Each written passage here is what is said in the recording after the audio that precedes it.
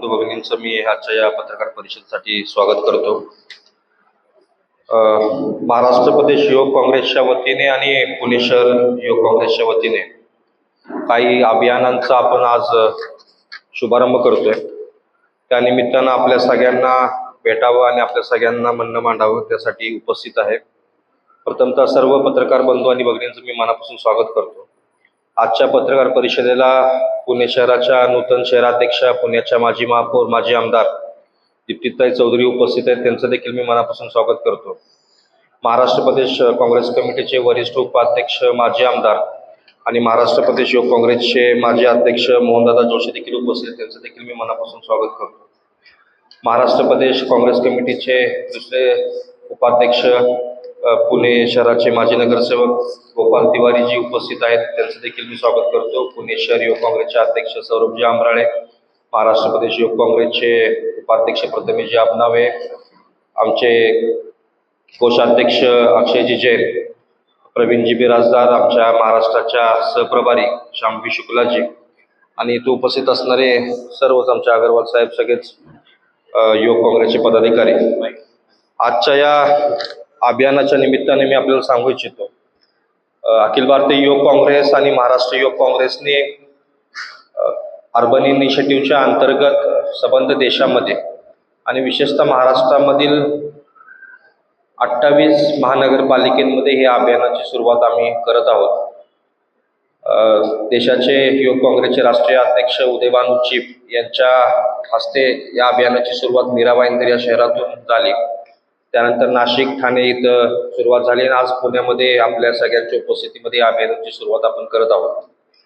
या अभियानाच्या अंतर्गत वेगवेगळे अभियान आपण आज शुभारंभ करतोय.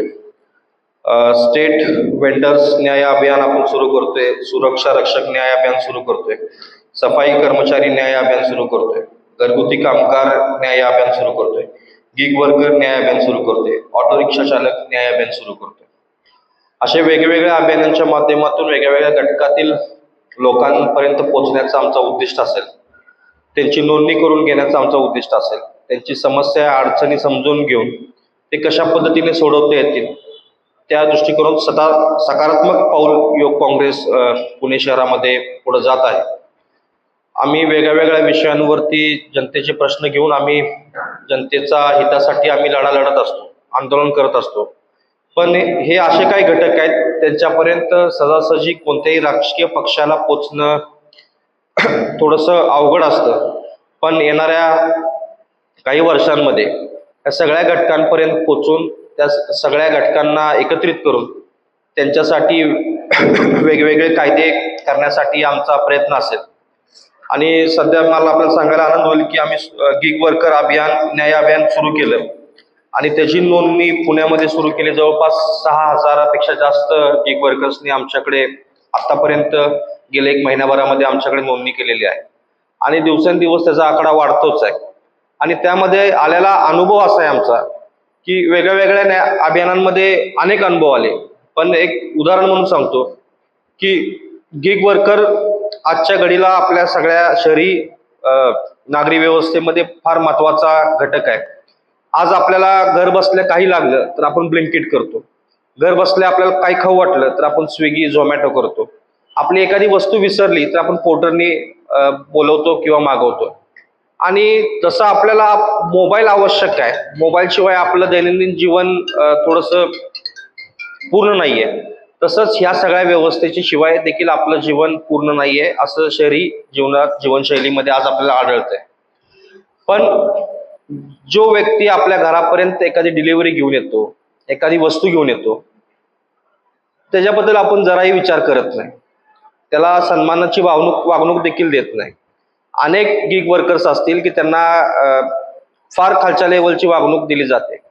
आम्हाला आलेला अनुभव असा आहे की अनेक गिग वर्कर्स आपल्या बाईकवरून जर डिलिव्हरी जात असतील तर ते आपले युनिफॉर्म्स आहेत किंवा जे किट्स आहेत ते सुद्धा घालत नाहीत. कारण का, जर एखादा रस्त्यामध्ये ट्रॅफिकमध्ये अडकला तर तो गिग वर्कर आहे, त्याला कोणी कसंही बोलतं, उठून मारतं, मारहाण करतं. असे अनेक अनुभव आहेत. रात्रीच्या वेळ डिलिव्हरीला गेले तर त्यांना त्यांचं सामान घेतलं जातं, लुटलं जातं, मारहाण केली जाते. आणि एखादी कस्टमरने त्यांची चुकून कंप्लेंट केली त्यांची चूक असो किंवा नसो, त्यांची सुनावणीच होत नाही, त्यांचं म्हणणं ऐकून घेतलं जात नाही, त्या कंपनीतून त्याचा आयडी ब्लॉक केला जातो आणि ब्लॉक केल्यानंतर पुन्हा त्या कंपनीमध्ये त्याला एंट्री दिली जात नाही. आणि यामध्ये अतिशय कमी वेतन आहे आणि जर इन्सेंटिव्ह असेल तर तो इन्सेंटिव्ह मिळवण्यासाठी कमीत कमी त्या सेवकाला 16 तास काम करावं लागतं, तेव्हा कुठे त्याला एक चांगल्या पद्धतीचं इन्सेंटिव्ह मिळतो. एक वेळचं जेवण देखील त्याला स्किप करावं लागतं आणि अशा पद्धतीनं मेंटल आणि फिजिकल हॅरेसमेंटमधून हा सगळा वर्ग जात आहे आणि येणाऱ्या काळामध्ये ही जी संख्या वाढतच चाललेली आहे. आणि आतापासून त्या संदर्भामध्ये एक कायदा झाला पाहिजे, कंपनींवरती देखील अंकुश असला पाहिजे.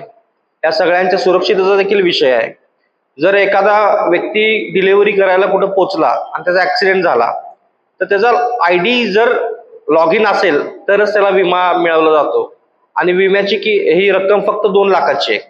तर त्याचं हॉस्पिटलचं बिल जर 4-5 लाख झालं, 10 लाख झालं तर त्याचा कोणी वाली नाहीये. ऍक्सिडेंट झाला तर कंपनीमध्ये फोन केला तर रिस्पॉन्ड कोण करत नाही. असे अनेक प्रश्न ह्या सगळ्या वर्गांचे पाहायला मिळाले आम्हाला आणि ह्या वेगळ्या वेगळ्या अभियानांच्या माध्यमातून वेगळ्या वेगळ्या लोकांपर्यंत पोहोचण्याचा आमचा प्रयत्न असेल.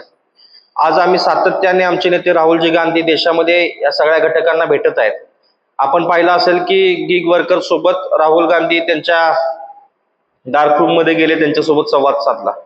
घरेलू कामगारांच्या सोबत ते संवाद साधतात, रेल्वे स्टेशनवर जाऊन कुलीचे संवाद साधतात. जे जे घटक आहेत ज्यांचे दुर्लक्षित आहेत, उपेक्षित आहेत, त्यांच्यासोबत संवाद साधून त्यांचे प्रश्न ऐकून घेऊन ते प्रश्न संसदेमध्ये मांडण्याचा प्रयत्न आमचे सर्वांचे नेते आदरणीय राहुलजी गांधी करतात. आज त्यांचीच प्रेरणा घेऊन युवक काँग्रेस देखील सगळ्यांचे प्रश्न ऐकून घेते, ते प्रश्न आमच्या वरिष्ठ नेत्यांपर्यंत पोहोचवण्याचा प्रयत्न करतो. त्या सभागृहामध्ये या सगळ्या घटकांचे प्रश्न ते मांडत असतात आणि वेळ पडली तर युवक काँग्रेस त्यांच्या सर्व प्रश्नांसाठी रस्त्यावरची देखील लढायची आमची येणाऱ्या काळामध्ये भूमिका असेल. आवाज महाराष्ट्राच्या पुणेच्या परिवर्तनाच्या अंतर्गत पुणे शहरामधील सर्व युवक काँग्रेस पुण्याच्या प्रत्येक प्रभागामध्ये, प्रत्येक वॉर्डामध्ये आणि गल्लीमध्ये, सोसायटीजमध्ये जाऊन विविध घटकांशी संवाद साधून त्यांचे प्रश्न ऐकून घेऊन ते प्रश्न सोडवण्याचं काम, एक सकारात्मक पॉझिटिव्ह काम येणाऱ्या काळामध्ये आम्ही करणार आहे. हे सांगायला ऐकायला जरी आपल्याला फार ह्यामध्ये काय विशेष असं वाटत असेल, पण प्रचंड मोठं काम येणाऱ्या काळामध्ये युवक काँग्रेसच्या माध्यमातून पुणे शहरामध्ये केलं जाईल, ज्यामध्ये पुण्याच्या ट्रॅफिकची व्यवस्थेचा विषय असेल, पुण्याच्या रस्त्यांचा विषय असेल, इथल्या ड्रेनेजचा विषय असेल, इथं वेगळे वेगळे विषय असतील. हे सगळे विषय घेऊन येणाऱ्या काळामध्ये पुणेकरांसाठी लढा उभारण्याचं काम युवक काँग्रेस येणाऱ्या काळामध्ये करणार आहे. मी आपल्या माध्यमातून एवढं सांगू इच्छितो की आपण उपस्थित राहणार त्याबद्दल आपल्या सगळ्यांचं मनापासून मी धन्यवाद व्यक्त करतो. पण जे हा जो घटक आहे, जे अभियान आम्ही सुरू करणार आहे, त्या घटकाला कुठेतरी सन्मानाची, वागणुकीची अपेक्षा आहे. जे ते कष्ट करतात त्याचा योग्य मोबदला मिळण्याची अपेक्षा आहे. आणि अशा घटकासाठी जर आम्ही पॉझिटिव्ह काम करण्यासाठी पुढे येत असेल तर आपल्या सगळ्या प्रसार माध्यमांच्या माध्यमातून एक चांगल्या पद्धतीची यांना प्रसिद्धी मिळाली तर अशा अनेक घटक आमच्यापर्यंत येणाऱ्या काळामध्ये पोहोचू शकतील आणि त्यांच्या समस्यांचं निवारण येणाऱ्या काळामध्ये आम्ही करू शकू, हे आपल्या माध्यमातून मी सांगू इच्छितो. मी बोलणार होता, काय बोलतो तुम्ही? मी पुणे शहर काँग्रेस कमिटीच्या अध्यक्षा दीप्तीताईंना विनंती करतो की ते आपल्याला संबोधतील.